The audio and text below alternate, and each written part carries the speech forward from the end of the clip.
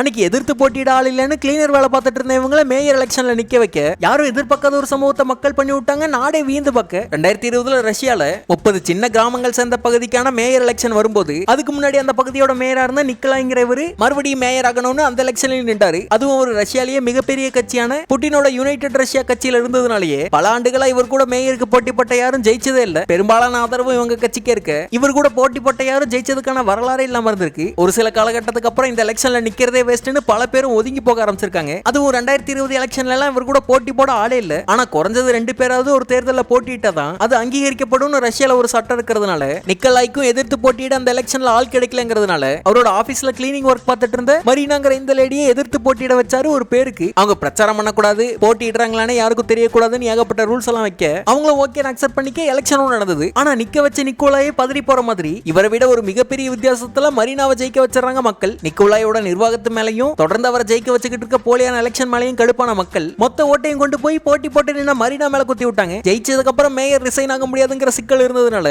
எலெக்ஷனுக்கு முன்னாடி வரைக்கும் கிளீனிங் வேலை பார்த்துட்டு இருந்த மரீனா அந்த எலெக்ஷன்ல மக்கள் பார்த்து விட்ட வேலையால மேயர் ஆயிட்டாங்க. அதோட அந்த கிராமத்து மக்கள் பல நாட்களா கேட்டுட்டு இருந்த தெருவிளக்கை இவங்களோட கவர்னன்ஸ்ல தான் கொண்டு வந்தாங்கிறது ஹைலைட்.